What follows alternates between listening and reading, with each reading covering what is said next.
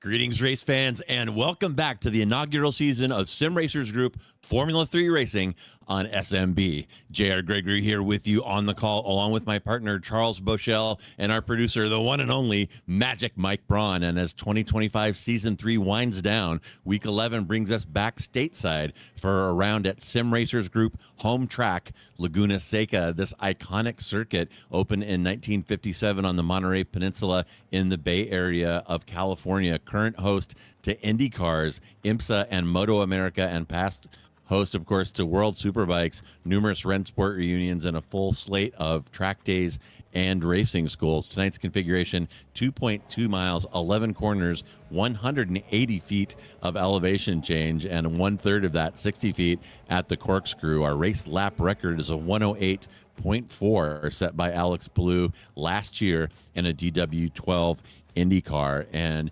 Charles, we enter week 11 with a tight championship on the line at a true jewel of American motorsports. So what are your keys to tonight's race at Laguna Seca? Well, JR, it's pretty straightforward tonight. Elevation changes here are going to make braking very difficult. You're going to see lots of lockups and slides from some of these drivers going into these heavy braking zones. Part two, the draft may not be enough to help passing tonight. We've got a really long front straight that runs down into the Andretti hairpin. But here lately, it seems like these cars aren't drafting quite up to what we would normally see. So I'm not really sure if that's going to be much of a advantage tonight. And then finally, smart decisions needed on where to make moves. This is one of those tracks that will give you plenty of opportunities to make a lunge. And whether you choose to take that opportunity or not is going probably to decide your fate for tonight's race. So you need to be very smart about trying to make moves around other cars in some of these corners, basically from outside of turn 5 all the way up in through the corkscrew and then down into a rainy curve. You have to just be very, very careful. So I'm looking forward to a really good race. Obviously, this is a free content track on iRacing. Everybody should have lots and lots of laps here in various cars. So you kind of know what the track's going to be like, and it's just getting it dialed in for the F3 tonight. Yeah, absolutely. We should be in for a treat tonight. We're going to be gridding north of 25 cars here for sure. And to follow up on your point, Charles, regarding the draft maybe losing a little bit of its oomph. Maybe that's just our perception, but it sure looks that way here from the commentary booth. So with that in mind, I'm going to be keeping an eye on turn 11. It's a lot more challenging than it appears. That's the final corner coming onto that pit straight. And if you don't have the draft to help you and you want to attack down in turn 2, that Andretti hairpin, you're going to need a great run out of turn 11. And as I said, much more difficult than it looks in these F3 cars as you slow. And we're with Vic Roy right now, making that transition out of turn 11 onto the pit straight. As you slow, you lose aero, so you kind of have to release brake pressure. Got to carry a lot of speed across the apex there, and got to get on the power as early as you can. And of course, with the caveat, without spinning. So you go on too early, and very easy to loop it right there. We're going to be seeing it out there for sure. And for me, Charles, my own personal trouble spot, and I know that everybody has a lot of laps out here, is the approach to the corkscrew. These cars are fast enough going up that Ray Hall straight, going up that hill. The braking zone starts for the corkscrew prior to the top of the hill. So you got to apply some pretty good brake pressure and then release it as the cars crest that hill and then get back on it to make that turn in. So very complicated braking, no ABS on these cars. And there you go. You see somebody going wide right there. We're riding with Vic Roy, and somebody overcooked that entry, and that car is not going to be the first one in the dirt there on the outside of the corkscrew. No, I've been watching practice for 30 minutes or so, and I guarantee you that's not the first car that's done that. You saw as we were riding on board with Vic Roy there, you're starting to brake right before that 3 board, right before you crest the hill, which once again, as I mentioned, the elevation change makes the braking a little tricky. The car gets light. The tires want to just lock up more than you would expect. And then you're going to have to, as you said, release a little bit of that pressure and kind of drag the brake going down into the corkscrew. And then you drop off that 6-story building going down, trying to make those 2 corners to get through there. And it's just a very, very difficult corner to try and work out. Once you do, you feel like you got it handled. I didn't mention the curbs here, but there's a couple of curbs out here that are absolutely deadly. I did see somebody take that inside sausage curb at the kink going on to the Ray Hall straight, and he basically he turned into a corkscrew spinning through the air into the outside barrier fence. So I'll leave it. I'll leave the innocents nameless there, in that I won't mention who it was, but it's a pretty good sight to see. So it's going to be one of those that you think that with this being a free track, that everybody's had lots and lots of practice, but then once you get into that race mode, you figure out that I'm probably missing something somewhere. And hopefully it doesn't bite you during the race. I'm looking forward to a really good race. I think that might be a little higher attrition than we would normally expect from this group of drivers, but they've put on a great show for us all season. So I'm hoping to get another great show tonight. Yeah, things could definitely get messy here as practice is winding down. We're about to jump in to our 15-minute open qualifying session, and I would be remiss not to give a shout out to Josh Leslie. Looking at our practice board right there, he is sitting right now in P4, and fans of Leslie and fans of Sim Racers Group Racing will recognize that name from our F4 broadcast. We broadcast that season on Tuesday nights, and Leslie, with 2 weeks to go, won that F4 championship. So he locked that up, went ahead and took his promotion, and he's joining the F3 ranks here tonight. And as you can see from those practice times, he is well deserved to be here, already in the top 5 in practice. So Leslie, not a fluke at all. When in my F4 coverage, I kind of discovered, being out in the public servers, that Leslie's pace is up there with 3 and 4K drivers in that F4 car. So not at all surprising to see him at the pointy end of this grid. And I know that his fans are out there watching and looking forward to seeing what he can pull off here.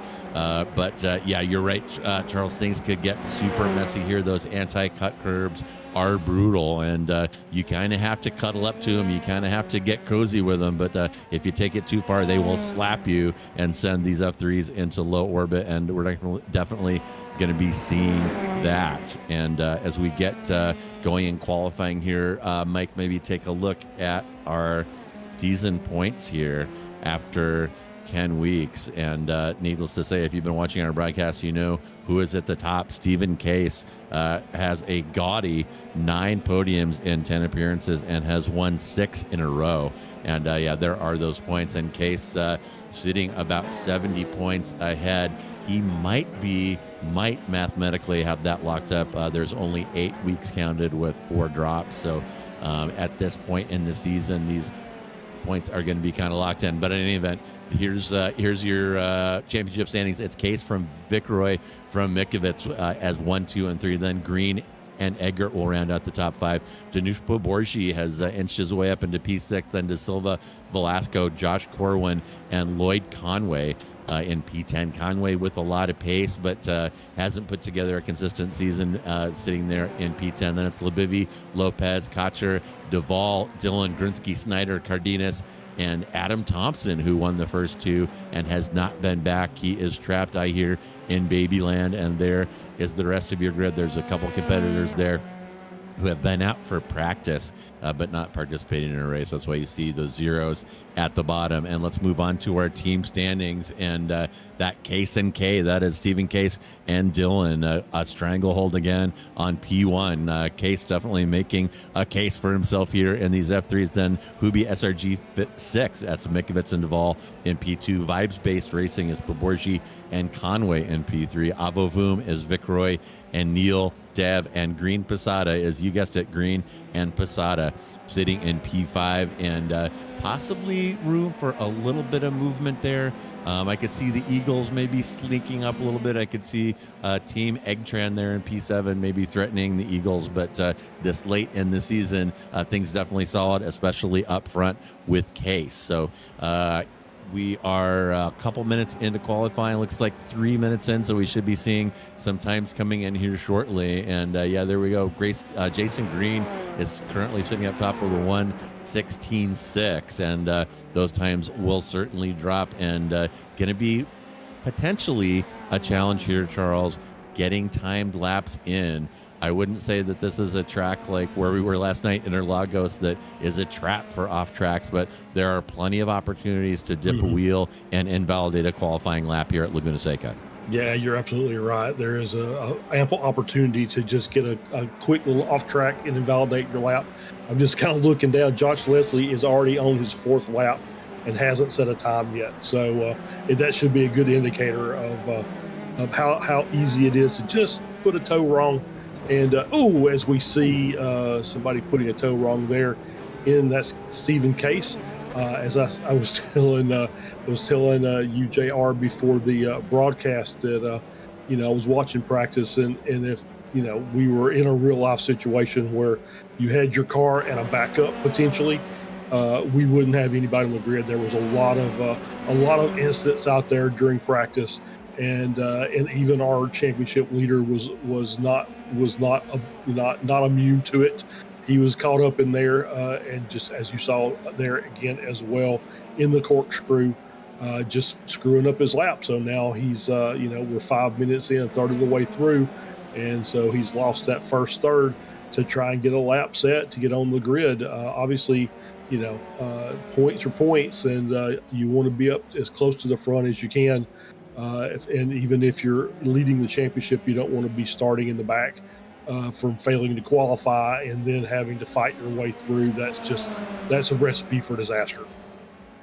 And Green with the heater there. You saw that purple sector. He had one going and moved his sail right up there into P2. And Green's got only 1/10 between him and Mikovits up front. So it's Mikovits from Green, from Conway, from Poborgi. Jason Cotcher put in a good run in P5, although he just gets knocked off by Lebivy. And these lap times will start plummeting. I see Conway jumping up there as well. There's Oladipo putting in a heater, Vicroy putting in a heater, and our timing tower is getting hot here, folks, as it is shuffling all throughout the grid.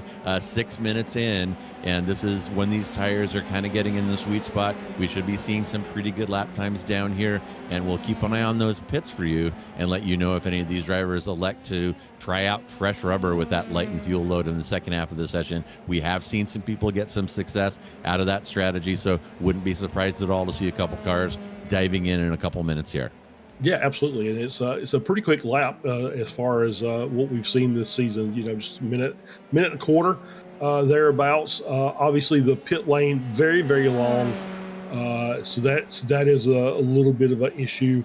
Is navigating your way out of the pits is a pretty long little run down to get to the exit here outside of turn 2 where the pit lane exit is.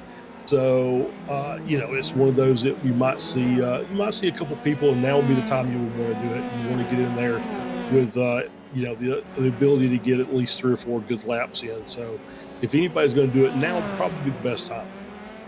Yeah, we are definitely getting to that point, and Leslie fans here will see that he finally did get a time set, now sitting in P6 and only 3600ths off of Jason Green on provisional pole. Green on his last lap, breaking that 116 barrier with a 1:15.961, and Green perennially showing pace, and along with Mikovits, has 4 podium appearances on the season, so not at all surprised to see him up there. And here we are going to take a look at Josh Leslie now.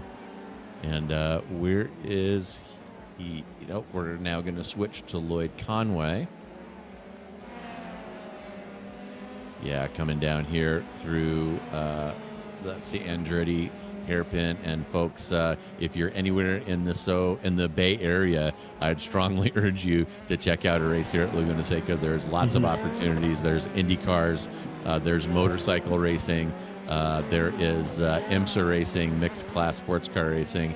All of it is fantastic. It's a beautiful venue, great campsites. I've made many pilgrimages down there, and I'll tell you, you have not lived until you have seen those prototypes bombing down the corkscrew. It's absolutely fantastic. And look at Oladipo. Charles has got a 1:15.6 going, so Oladipo showing up at this one. He has pace, but have not seen him on the podium yet this season, I don't think. But Oladipo right now sitting in P1. Yeah, no, we saw him earlier in the season. He had a really good, strong start to his race at Imola. and then ran into some issues, unfortunately, during the mid part of the race and fell back, but had a really strong start and showed really good pace in the car. And then just kind of, I think he took a break, maybe summer break, and came back, and he's back at it. And he had some, had a good run a little bit last week. And so he's showing some good pace in the car this week, obviously sitting on pole ahead of the likes of Green and Conway and Stephen Case, who's now moved up to P5. And there's Pavorji jumping up to the top. So we might have us a first-time winner tonight. It looks like we've got a pretty wide open field, and we'll see if the likes of Green or Case or Viceroy can make one last run here in the final 5.5 minutes of this qualifying session to jump to the top. Yeah, and some great camera work there. You saw the in-car of Oladipo. He might have invalidated that one by dipping a wheel off in the dirt, but you see the fast hands that are required to keep these cars on the track here at Laguna Seca. They can get pretty squirrely. It's pretty slippy out here, and it's definitely a step up from the F4 cars. Pretty similar to the F4, but probably a little better aero, a little more rubber underneath them, and another 100 horsepower, which is significant when you're talking about vehicles that weigh as little as these do. But with 5 minutes remaining, it's Oladipo from Pavorji, from Conway, from Josh Leslie in his first race here in F3, and Jason Green rounding out the top 5. And you know that I like to take a look at our brackets, and it looks like our top 11 cars are within 1 second here. So this is the home track for the Sim Racers group. Our drivers, many of them have had their own cars out here, have attended driving school out here, and have attended many races out here, an hour or so drive from San Jose. So they're very well familiar with this track. I know that it was circled on the calendar when the schedule came out about 11 weeks ago, and looking forward to a good one out here. Yeah, I think so. I think it's going to be a really good race. Looks like things have settled down a little bit as everybody's kind of getting in the groove. Oh, there's that. This is Boshell with a little hitting that anti-cut curb there, coming through. That was out of 4, and you got to be very careful with those. As I said, these those were very, very dangerous. You get that one wrong there, especially that one on the inside there. That one will just ruin your day. So you have to be very careful with those curbs. As Jack, I guess a newcomer to this. It's the first time I remember seeing that name on the grid. And it looks like he's having a pretty good run so far, P22. And looks like he's having a pretty decent lap here as well. We'll see what his lap time is as he comes around the final corner and up the front straight. Had 2 personal best sectors, 1 and 2. 3 and 4 did not quite get there. And that's what the last sector ends up being for him. As another personal best, moves him up to P17. Yeah, Boshell taking a pretty good bite there, moved about 5 positions up, and there's either a driver's meeting going on in the pits right now, tires, or people have had enough of qualifying, but a number of cars there stopped in the pits, as you can see on our timing tower. So it looks like Oladipo, happy with what he's gotten done, has had Pavorji and Leslie less than 2/10 behind, however, and Leslie has improved his lot in life and moved up into P3. My goodness, Josh Leslie in his first race here in F3 is sitting in a podium position after qualifying, almost done here. So Leslie has the talent. He can wheel these open wheelers and give him another 100 horsepower. He's down with it. He's making that work as well. So great job by Leslie. And I know that his fans are out there watching and are happy with what they're seeing. And just a couple cars remaining out. Well, more than a couple. Looks like the majority of cars still out, actually, as time ticking down. Probably a lap or 2 is about the most that people are going to get at this point. And remember, all they have to do is cross that start finish before our timer reaches 15 and they get to complete that next lap. So could have a couple more laps in store. We have seen some drivers come up with hot ones down the stretch when they needed, and my goodness, that time that was Neil Day. He's not going to get one that time. You see him dip a wheel there out of turn 11, and again, so easy to do there. Such an important corner, and the pressure is on you, and really easy to make small mistakes right there, Charles. Yeah, it really is. And Day still yet to set a qualifying time. Also, Bali has not set a qualifying time yet as well. Of course, he hasn't been on the track, so I'm not even sure he's actually in the session. So So he may have came in and did some practice and said, you know what, I think might take this week off, and decided that he's going to go ahead and just skip tonight, or something else happened. As we saw Conway there finishing a lap, had a fastest overall final sector. So he's see Stephen Case here headed down the corkscrew. Great line through there. That was very, very nicely done. And working his way around the rainy curve, takes that very well. As we see two green sectors for Case as well. If you're looking at the bottom of the screen, that means that's his fastest sector of the qualifying session. So 2 and 3 were good, 1 and 4 were not as good. And we're going to get a green sector on the last one, and that's going to take him up to the pole position, 1:15.3.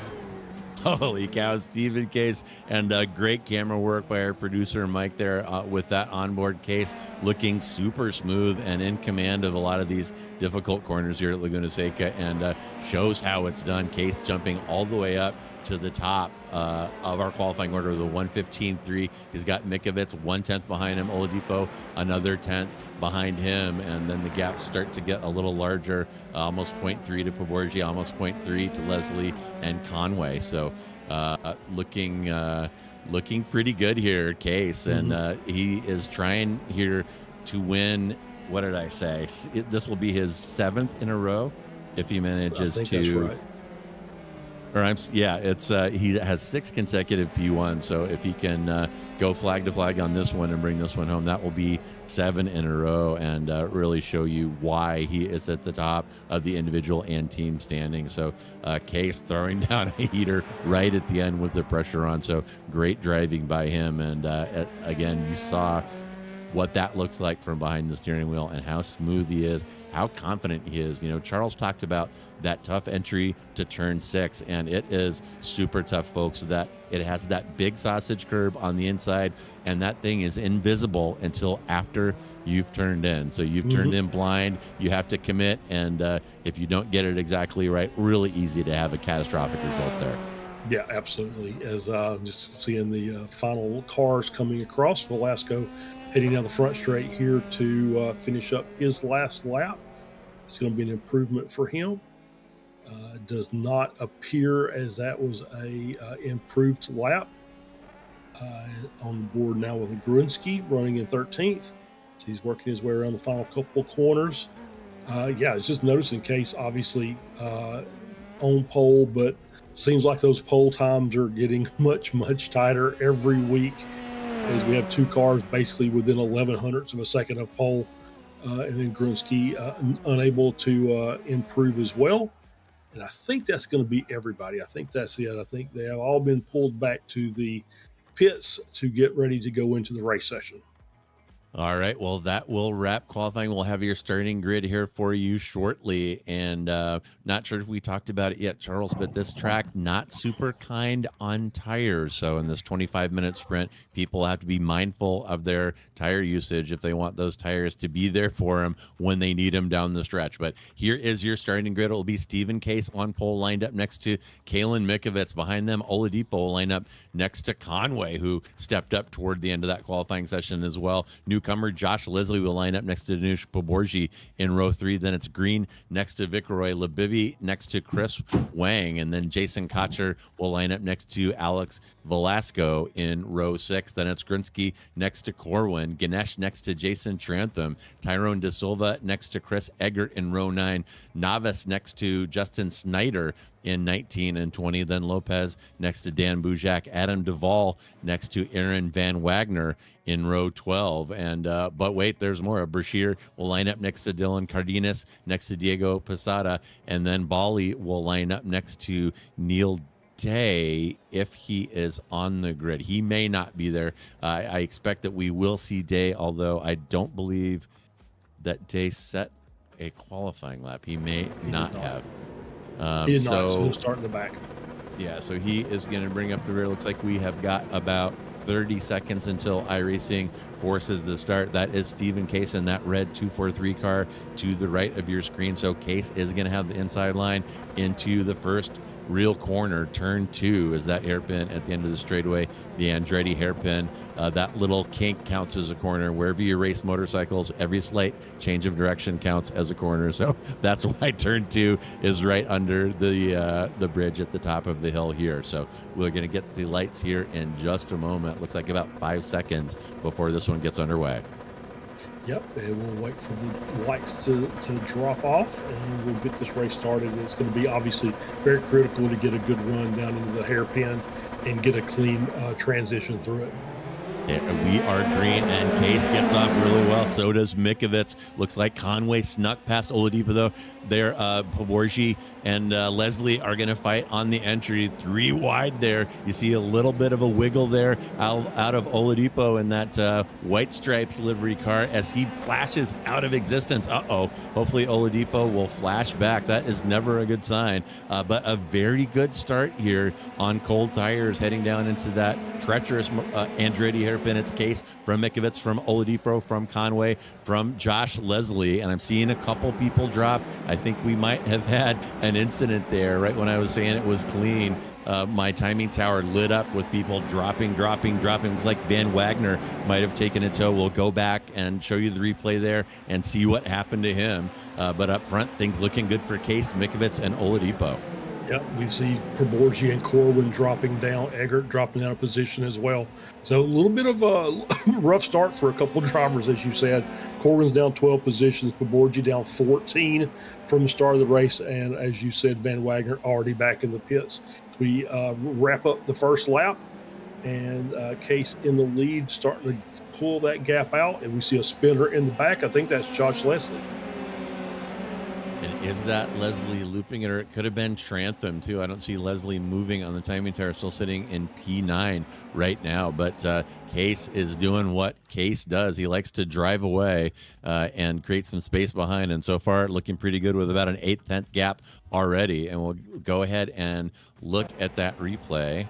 And we will not. We're back to Case, watching him drive off in the distance. He's got about a 7/10 gap, and the car's gapping up pretty quickly here, although it looks like Conway is sniffing around behind Oladipo. He may sense that he has a chance here. He only has about a 3/10 gap, and Conway is not shy and is very fast at Laguna Seca, so you know Oladipo is driving in his mirrors right now. And here is the start, and oh my goodness, that could not have been worse. And you know, it's fun to play with a clutch and try to get an awesome start on these cars, but sometimes it's a little safer just to put it in gear and mash the gas. And if the thing gets loose off the line, you saw the result there, and taking a couple of cars with them. So that's an unfortunate start for somebody there. I didn't catch who it was, but I think they took Grunsky, Ganesh, and Corwin with them. And Poborji might have been involved in that as well. So a little bit of a rough start in the mid-pack. Yeah, and you see Cardenas there, or Velasco there, going wide, coming out of 3. Yeah, I'll just give you the list of the cars that came in at the end of the first lap. As we see Poborji go wide there in turn 6. We talked about that. Oh, there we go. There's Corwin. That's not what you're supposed to do there. That is that inside that anti-cut curb in 6. And that's what happens when you hit that wrong. But we did have Dylan, Corwin, Posada, Cardenas, Grunsky, Ganesh, and all come in at the end of the lap to get repair. So they were all involved in that starting issue.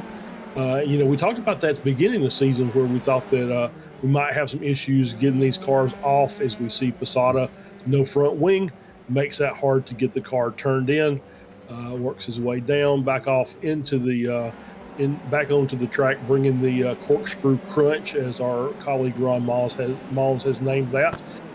Bringing that back in. Oh, that was terrible. That was the hitting the tire barrier at the end of the pit wall for Grunsky, and that was awful. Grunsky, that angry bird, is going to be even angrier now, and I'm not really sure what happened there, but Grunsky is going to need a medic, to say nothing of that purple car that came in behind. And Gosh, might need to see that in slow-mo if the action drops off later, Mike. Maybe we can go back to that. And here's De Silva now. He's going to over-rotating it, coming down Rainey there after the corkscrew.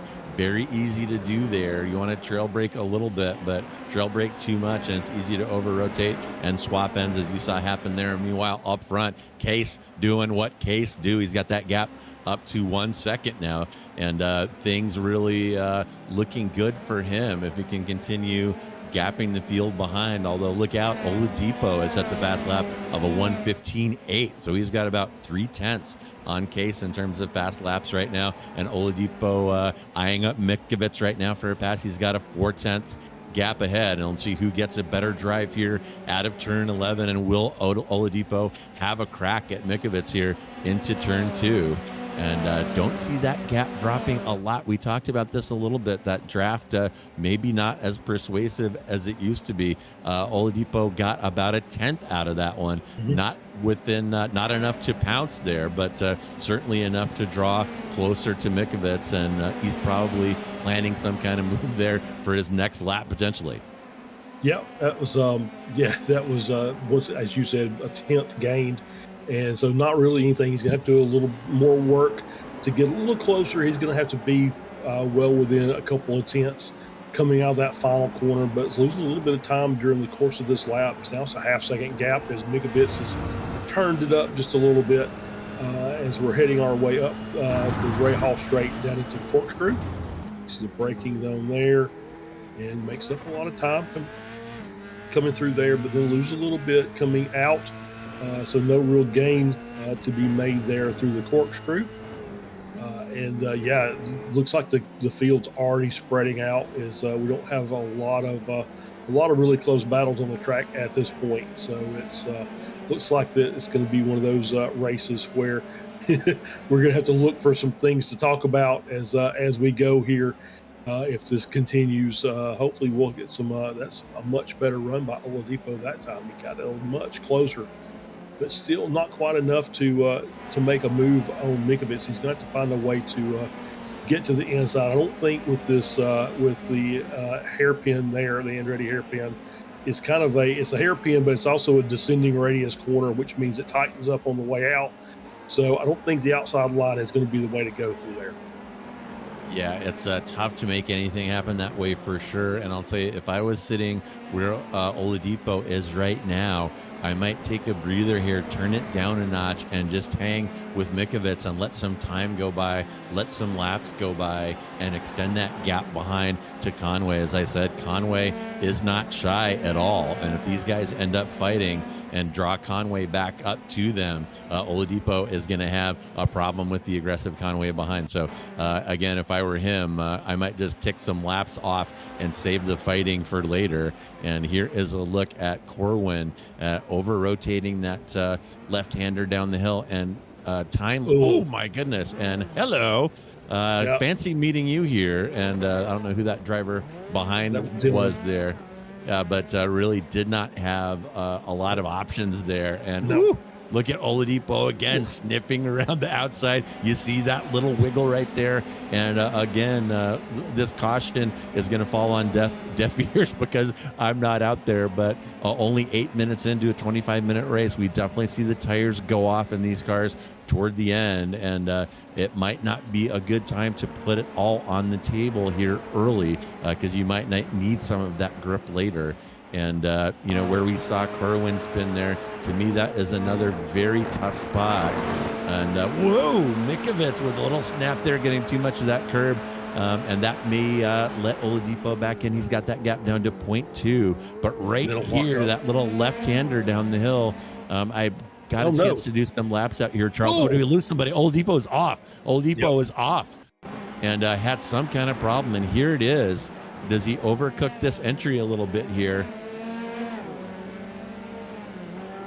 Yeah, over-rotates the second part and contact. Oh, my goodness. And Oladipo, after a tremendous qualifying, running at the pointy end of the grid, threatening the podium, and that is how it's going to end for him. And if you're an F4 fan, you're wondering how come that car isn't fixing itself. Well, damage is on, and oh my goodness, and there's Conway, and that left rear wheel is not how that car left the Dallara factory. So Conway is going to be taking a tow as well. And Charles, you called it the pre-jinx jinx.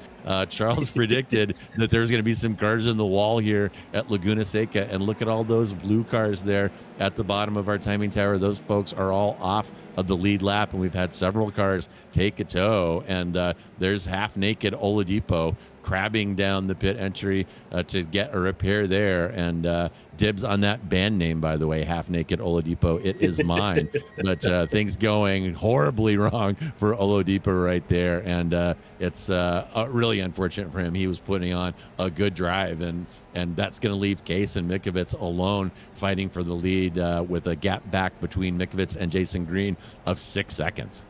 Yeah, Green obviously probably was right behind the incident between Oladipo and Conway, and just had to check up. Oladipo, like I said, we saw that Mikovits kind of got the kink wrong and lost some of his momentum coming up the Ray Hall straight.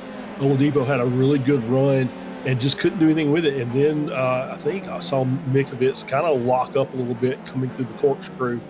Then Oladipo trying to maybe make a move to get himself set up for a run out of the corkscrew, losing the rear of the car, and then there's nowhere for you to go because as those other cars barrel off the corkscrew, you're kind of set on your line. It's hard to adjust once you're in there.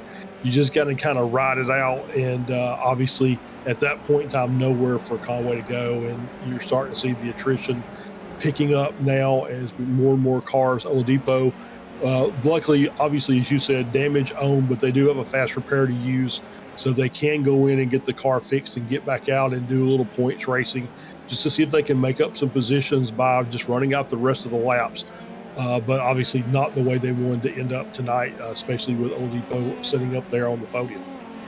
Yeah, and something about these cars, Charles, that left-hander turn 8 that goes downhill kind of over the crest of the corkscrew where the car really drops. These F3 cars will just loop it, and they're speaking of looping. That was Josh Leslie takes a bad spin in turn 11, gets heavy contact to the wall, and he's going to have to limp that thing around probably for repairs. I can't imagine he got out of that without damage, and we'll take another look at that. And here comes Leslie lining up for turn 11, and whoop, locks up those front brakes. Oh, no contact there. No contact with the wall. Very nice. He got away with that one. I thought he hit the inside wall there for sure. And Leslie's not going to need repairs, but Leslie, after qualifying in P5, has had a couple incidents dropping him down to P10 for a loss of 5. But yeah, as I was saying, Charles, that I won't beat a dead horse, but that left-hander turn 8, it's so easy to spin these cars. I have a lot of laps out here, and the car just gets super squirrely right here. This F3 car, never had a car really handle that way, but these things are a handful out here. And here is Poborgi all over Jason Trantham in that trouble spot I was talking about. Trantham gets a little better run, but goes wide. And here we go. Poborgi on Trantham here. Is he going to have a crack? He's got that gap way down here, and Josh Leslie sniffing around behind trying to make up for his losses. And is Poborgi going to try to stick it inside of 11? No, they'll go nose to tail, but Poborgi may have a crack at him. And boom, there goes Trantham, camera shy. Poborgi up 1, Leslie up 1, and Leslie make a sympathy spin as well. Oh, yeah. And Eggert as well. Man, oh man, this track is so tough, and Trantham just going a little bit wide on exit there as you want to do. But that F3 car has lost its wing, and I'll tell you, these cars are a handful with full aero. Trantham is not going to like the way that thing drives on his lap, heading back to the pits for repair. Oh, and then Eggert has to go evasive, and he is going to take damage because of dubious re-entry there by Trantham. So Eggert is grumbling in his helmet right now about that spin that really was not his fault at all. And Trantham going to pick up a little more damage here, and time to take a breath maybe and take a tow. But Trantham absolutely struggling. Yeah, it really is. And you're absolutely right. I mean, we saw the cars when they had all the wings attached, struggling through some of these corners. If you remove that big rear wing, obviously going to make that car very difficult to handle. I think he's still trying to limp it around. I think Trantham is still on the track trying to get it back around, and it is probably quicker this way to drive it around at least at some speed, and just taking it easy through the corners. But obviously a little more dangerous that way, and I would hate for somebody to get caught up in an incident where he's trying to get it back to the pits. As we're on board here with Jason Green, working his way through and down into, looks like coming into that's turn 6, working his way up the Ray Hall straight, and he is starting to close the gap a little bit. He actually has brought that time down, so he's actually having a pretty good run here in the second half of the race. I wonder if he's been saving some tires for the second half. As you said, this track is not necessarily the greatest on tires, and it's all 4 corners because of some of these high speed corners you have to make. It's going to work the fronts as well as the backs, and make this car pretty squirrely there at the end. So maybe Jason's kind of did a little foresight, not really pushed it to the start, and he's going to have a little bit extra tire benefit in the last 10 minutes or so. Yeah, and he has his work cut out for him. He has a full 6 seconds ahead to Mikovits, and you saw him dodging that flaming barrel right there of a slow car, maybe missing somebody. Work. Here comes Velasco in for a repair, and whoop, new nose for Velasco, and miraculously, he is going to come out. Well, he's lost a couple of positions now that I say that, but as he was pulling away from his pit stall, he was still in his qualifying position. So Velasco had made some passes before that incident caused him to have to come roll down the pit lane for repairs. And my goodness, turning into a track day, a Stephen Case track day up front. And Case has got a 3-second interval behind, and then Mikovits back to green is another hefty interval of 6. So little action right here, though. That must be, looks like it's Brashear leading Snyder, Lopez, and Velasco. So a little train forming here. That battle for P12. So we'll stay with this a little bit and see what's going on with these 4 drivers. It's about the only action on the track right now. Yeah, pretty tight little battle here between Brashear, Snyder, Lopez, and now Velasco coming out of the pits, joining the back of this. Ooh, hang on to it, Thomas. There you go. Good job. Once again, sausage curbs. Whoop. Same thing there with Snyder's. He's trying to work his way through and manages to get it done. But these guys are really testing the track limits out here, as we see Velasco working to the inside to make that move over Lopez. I think he's going to get that done. He's got the inside line. That should give him the advantage going through the hairpin as they come up to the back of Brashear. So he's going to get that move made, and then he's going to set his sights one more forward and try and line Brashear up for a pass. Yeah, and some great work there by our producer, Mike. He switched over to this battle, and we got 2 quick passes in a couple of corners there. And what a catch by Brashear, launching off of that anti-cut curb, and somehow keeps from swapping ends. And whoa, we're about to see something else. Let's go back to, what are we going back to? Oh, right there, that Lego car bouncing off of that anti-cut curb and kind of opened the door almost 3 wide there into turn 11. So these guys are scrapping. One of the great things about these races, Charles, you don't have to be scrapping for P1. They're going to go. Yep, that's Brashear and Lopez, I believe. And that was Velasco getting through just in the nick of time. As Lopez tried to follow, caught that inside anti-cut curb, and launched his car into the side of Brashear like a lawn dart. It was pretty tragic there. Tough way for Brashear to find out that there was a car on his inside, almost literally at that point. So these guys will come down to the pits. They'll get their fast repair and get that back out on the track, and they can do some more battling. Yeah, and you kids go ahead and look up lawn dart. When Charles and I were youngsters, our parents sent us out in the yard and we were hucking those things at each other, Yep. believe it or not. And speaking for myself, I never sustained any injuries and I got both eyes somehow. Yep, But Charles and I showing our age with the good old times there. But looking again here, this is De Silva. That is a lapped car by him. My timing shows that the next gap behind him for position is about 30 seconds. So my goodness, things are really spreading out. I was expecting kind of a tight race here, Charles, but we are not getting it. Look at that timing tower. It is 100% white from top to bottom. And we normally don't see that out here.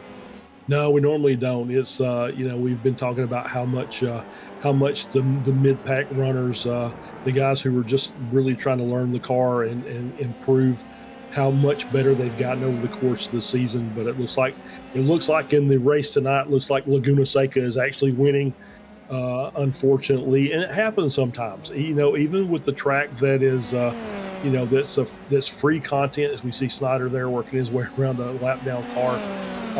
Even though it's free content, this track is obviously very difficult to drive. If you ever put a car around here, doesn't matter what car it is. I've seen races with all sorts of cars with much less horsepower and much less power to weight, and still have just major problems here. And it's just sometimes it's just the nature of the beast. You get a track that's was it familiarity breeding contempt, I think is the term, where you just get so used to a track that you end up really not liking driving it. And I think there'll be a lot of drivers thinking, I don't really want to come back here anytime soon. I know this is my home track, but this is really rough. Well, and it's a very, very tricky course, Charles, and those red anti-cut curbs require a massive amount of precision. You've got to be within inches of them lap after lap after lap. Some of them are over crests and around blind corners. It is very, very tough, and we don't mean to be ragging on these guys, folks. I've seen a lot of pro races out here, and I've seen a lot of professional drivers watching their cars getting pulled out of the dirt on flatbeds. So Laguna Seca, very, very tricky track, and we are now getting into the danger zone, and we've already had some messy situations going on out here, but we're getting into the danger zone in terms of tires with less than 5 minutes left. You know that these guys are going to be struggling. They're going to be washing out on entry. They're going to have to be extra careful putting the power down, and especially folks with big gaps around them, they're just going to have to take a breath and get their laps done and get the car home. Yeah, absolutely. As we're on board here with Ganesh, and just simply too hot coming in at one, and looping the car around as the fronts lock up, rears step out. Oh, whoa! That was. I'm gonna say that was the point you were bringing up earlier, JR, about that inside line coming out of the corkscrew, and there's a little bit of compression there, and I think that really kind of upsets the car because you're really wanting to get back on the throttle and you really can't come to the car. Kind of levels out a bit, and you can just see what happens. We're on here with Boshell, and that was a little bit of a loop and then an overcorrect. And luckily Velasco made it through there. He's already used his fast repair, so he would hate to have to come back down in and get the car repaired again. Was able to skate through there successfully as we're on board with Day. And once again, same thing, just a little hot coming into the corner and looping the car around. And it's about that time of the day when everything starts breaking loose, and we've only got about 2 laps left in this race. Yeah, and Boshell, who we showed spinning out of the corkscrew, despite that bobble, +7, up 7 from his qualifying position. Neil Day, who we just showed swapping ends, is up 11 from his qualifying position. So Laguna Seca, the home track of Sim Racers Group, is chewing these drivers up and spitting them out. Very rough stuff. And look at all those blue driver names over on our timing tower. That means only 10 of these cars are still on the lead lap after 20 some odd minutes. So a lot of attrition out here. Charles called it. He said he watched practice and predicted that this one was going to get messy, and it certainly has, except for Stephen Case, who has driven away again. His Case from Mikovits, from Green up front, each of those drivers with gaudy gaps around them. It is a track day for our front runners, and I might mention Case, Mikovits, Green, and Viceroy as a group have more podiums than the rest of the field combined. So no surprises up front. These guys are smooth, consistent, able to keep it clean, and able to avoid the errors that have wadded up a lot of these F3 cars tonight. Yeah, absolutely. And let me give a shout out to at high risk of jinxing somebody. Let's give a shout out to Adam Duvall. I don't think we've mentioned his name all night, but quietly up 11 positions running in P12. So having himself a good day by just staying out of trouble. And we have seen that car involved in, or at least around other cars. And we've seen a little bit loose there. Come on, Adam. I'm not trying to jinx you, I promise. Just keep it under control. You got about a minute left. Duvall with a huge catch at having to go opposite lock there with the dark cloud of the Boshell jinx hanging over him, manages to save it. And Duvall, as Charles said, sitting in P14 up 9. So keeping it clean here has made the difference. And here's another look at Duvall here. Whoop. Oh, that is a replay of him from earlier. And those red anti-cut curbs, folks, they paint those red for a reason. Red means danger, stay away. And you have seen the result of ignoring that warning on multiple occasions tonight. So Case, I'm going to say, has taken the white flag. He must have at this point. And Case is going to come around turn 11 for the last time. And look how smooth that is, man. Smooth input, smooth steering, no mistakes. And Case gets it flag to flag. Drove off of the pole and was never really threatened. He had some fights going on behind him, taking the pressure off completely. And just for laughs, Case also putting down the fast lap of the session, a 1:15.2, which is absolutely roasting and almost a half second faster than anybody else. Looks like Mikovits is the only one close to him with a 1:15.6. Green has a 1:15.7. So Case absolutely dominant at his home track here. As our final cars come across, looks like Meatball for Ganesh has picked up damage. Grunsky took a tow after a black flag. So messy stuff here at Laguna Seca, and we'll have those finishing results for you here in a second. But my goodness, Charles, what do you think of this mayhem tonight? It was a wild race. Once again, we talked about it, pretty much the entire time. It just looked like that we were, it was like it was kind of destined for this from watching practice. And unfortunately, it started off with the exception of that really strange spin at the start of the race.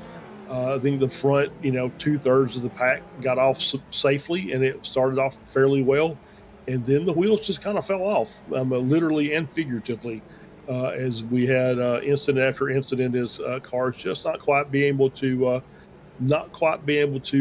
lap this track for the full 25 minutes. And, we'll say this was an outlier, and we'll come back next week and hopefully have a much more representative race than that we've seen, pretty much every week here. Yeah, and there is our traditional podium photo op there with Case, Mikovits, and Green lining up at start finish. Case is going to go ahead and roast off whatever is left of those rear tires. But watching him drive, he might have been easy on the tires, Charles. Yeah.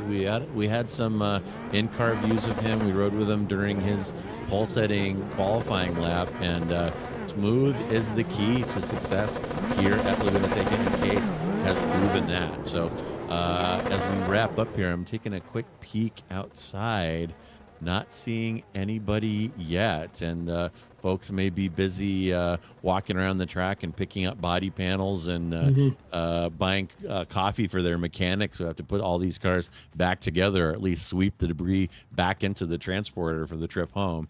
But nobody showing up here yet. Interesting. Well, in any event, here are your race results. It is Stephen Case dominant with a P1 flag to flag. Kalen Mikovits will come in P2. That's going to be Mikovits's 5th podium of the season. Jason Green right behind in P3. That is also Green's 5th podium of the season. Then Viceroy and Wang will round out the top 5. And you got to think Wang pretty happy with that result. I think that may be his highest finish so far this season. So congrats to Chris on an excellent drive up 5. Then it's Daniel Lebivy followed by Poborji. Josh Leslie fighting back from a couple errors, qualified 5th, finished 8th, and nothing to hang your head about, Josh. You finished in the top 10 in your first F3 race. So good job and welcome to Josh. Then it's Jason Cotcher and Jose Navas will round out the top 10. Then it'll be Snyder, Velasco, De Silva, Duvall, and Bujak rounding out your top 15. And I don't want to fly past. No, okay, we're not quite to it. Then it's going to be Adrian Lopez, Thomas Brashear, and Neil Day. And guess what? I may be wrong about this. I'm not sure if Day set a qualifying lap. I don't believe that he did. If he did, he did very late. But guess what? Neil Day is the hard charger. So after not being able to set up a qualifying lap, Day finishes in P18 up 12. So a great drive by Neil Day, and a lesson in that, kids. Keep your head down, keep driving, and good things will happen. Then it's Cardenas and Posada rounding out the top 20. Grinsky, Trantham, Ganesh, Dylan, and Eggert will round out the top 25. And then we get to the cars who took toes and threw in the towel. Actually, Eggert was one of those. And Oladipo, Conway, Corwin, and Van Wagner all took toes after incidents early. Van Wagner showing on my timing 20 laps down. So a tough race at the home track for some of these competitors. And looking out in the green room, there are a couple people there, and look at that. Just the man that I wanted to talk to, and just the man that I was congratulating on what I think his best finish of this F3 season. Chris Wang, P5 up 5 from your qualifying position. So great drive, Chris. How'd that feel out there today? Hey guys, honestly I felt lucky more than anything else, which is itself a skill, right? Trying to keep it clean, trying to not crash. I thought I qualified well ahead of my race pace, and I still think I kind of did, but I heard those cursed words of there's an incident behind, and kind of just tried to keep it clean, touched the sausage curbs a few times, freaked out a few times, a few off tracks, but kept it clean for the most part and brought it home in 5th, which I'm super happy about. I think it is my best finish of F3. Best finish in a long time. Yeah, a great drive, and you came up with some pace when it was needed. You almost broke into the 115s, which puts you close to Vic Roy Green and some of the other fast drivers here in the group. So a fantastic drive. And what are your thoughts, if you have any, about all the incidents out here? Was it extra greasy out here? Were people extra adrenalized to be driving on the home track? What do you think the cause of all these incidents was? I don't know if it was too greasy. I forgot to check the track temp. I know this was a morning session, so I think it started pretty cool. Yeah. It's low. I think a part of it is, everyone's super familiar with the course. Everyone's pace is pretty similar, and there's tons of cars on a small track. And to be frank, I think that's always a recipe for disaster. I've observed before that sometimes the best racing happens when we go to tracks that no one knows. It maybe spreads pace out a little bit more. Maybe it's because everyone's a little more cautious. But yeah, I noticed a lot of lap cars, a lot of blue cars, a lot of traffic cars, and I guess I looked out from those this time, but it's a bummer to see people out. Yeah, well, it was a good drive. And my comment about luck is that it just feels like luck because you put yourself in position to avoid problems. And that absolutely is a skill. So, Chris, thanks for stopping by and chatting with us. And as we wrap up, is there anyone you would like to thank or give a shout out to today? Yeah, thank you guys. I want to thank you guys as always, JR, Mike, and Charles. You guys do a great job. And I always love watching these replays, always watch the Tuesday races too. And they put a great show on yesterday. And I also want to thank the SRG admins. And also want to shout out a little bit to Josh Leslie. He graduated up from F4 and qualified pretty well. Not sure where he finished. I think he spun a little bit. It's super easy to do on these cars, cold tires and locking the rears. I've done that myself many times this season. Yeah, absolutely. Well, thanks for the kind words, Chris. And we will look forward to seeing you for the finale next week at Sebring. All right, Sebring? Yes, sir. That's what I have. I could be wrong. I guess we'll find. We'll find out Yeah, we'll next find week. out next week. Thank you, All right. Chris. Thank you, Chris. All right. That was Chris Wang. And Charles, looks like we also have Jason Cotcher waiting to chat with you. Oh, Captain, my Captain, Jason Cotcher. Welcome in. You always say when you come in here to do an interview, top 10. So you finished ninth tonight. So congratulations. But I think that, if you go back and watch this race, the way you may have finished ninth is probably not how you would want to do it. Lots of attrition in tonight's event.